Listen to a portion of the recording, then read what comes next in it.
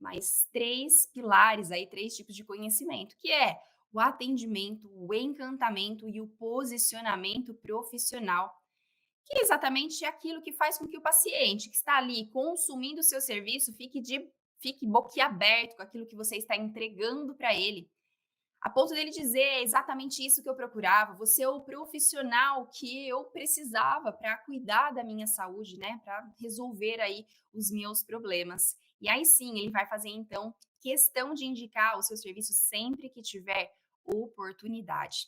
Então, Karen, como que o posicionamento vai interferir, em ter mais pacientes ou não, assim como o atendimento e o encantamento, né?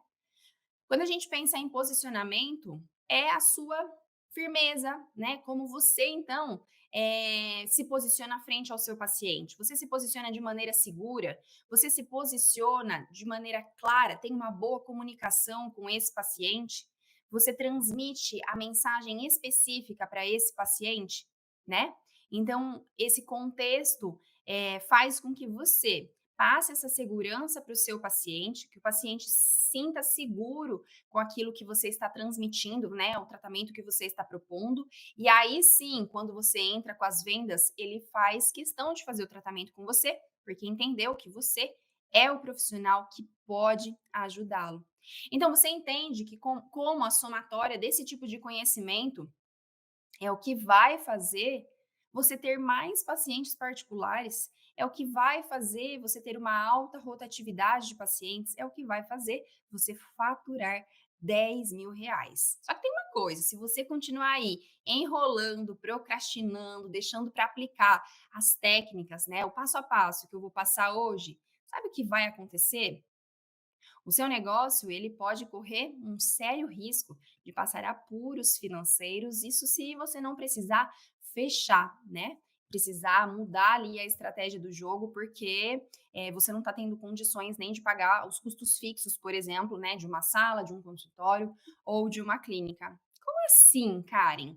Para contextualizar e você entender um pouco melhor isso, eu vou contar uma parte da minha trajetória, né? Porque eu acreditava demais que o conhecimento técnico, e quanto mais conhecimento técnico eu tivesse, era isso que, de fato, me traria mais pacientes, que mudaria minha carreira profissional, que me levaria para um próximo patamar profissional, né? Eu tinha certeza absoluta eh, que era o conhecimento técnico que eu precisava. Então, o que que eu fiz durante muitos anos?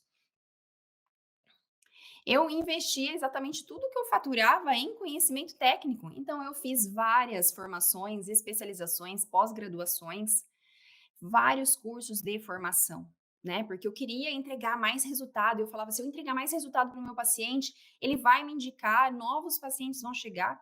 Então, nesse ponto, né, eu nunca, na verdade, tive ninguém que tivesse me falado diferente e o que de fato eu precisava fazer para que eu conseguisse ter mais pacientes particulares, né? Então, em 2010, mais ou menos, eu fazia exatamente isso que eu estou te contando. Investia todo o meu faturamento em conhecimento técnico. E eu me dei conta que passei anos assim fazendo esse tipo de investimento, que a agenda, o movimento da minha agenda até melhorava um pouco, né? Mas isso não era o suficiente para me manter. Então, nessa época, quem me mantinha, eu morava com os meus pais, quem me mantinham eram os meus pais. E eu só me dei conta quando eu me deparei, né, com o endividamento que eu tive no cartão de crédito. E aí sim, isso me preocupou. Eu falei, poxa, né, eu venho investindo tanto dinheiro em conhecimento, eu tenho feito tudo certinho, eu tenho aplicado e os pacientes têm gostado, né? Então parecia que faltava de fato alguma coisa, né? Aí até pensei, nossa, agora me lasquei, porque eu não sei mais o que fazer, né? Então eu comecei a buscar conhecimento em outras áreas, até vendo, né, uma economista falar a importância desse tipo de conhecimento que eu estou transmitindo hoje para você, que literalmente foge do óbvio. Mas naquela época, né, quando eu passei a buscar esse tipo de conhecimento, isso não era aplicado para a área de fisioterapia. Então, eu tive que validar, eu tive que quebrar muito a cabeça. E isso não aconteceu só comigo, né? Eu recebo com muita frequência mensagens no meu Instagram, mensagens no WhatsApp de fisioterapeutas que passam pelo mesmo sufoco, né, assim, de investir muito em terapias manuais, investir em tecnologia, e eles dizem, né, Karen, eu já estou no mercado há 5, 10, 15, 20 anos, E a minha demanda de pacientes ainda é baixa, a ponto de não pagar nem as despesas fixas do meu consultório.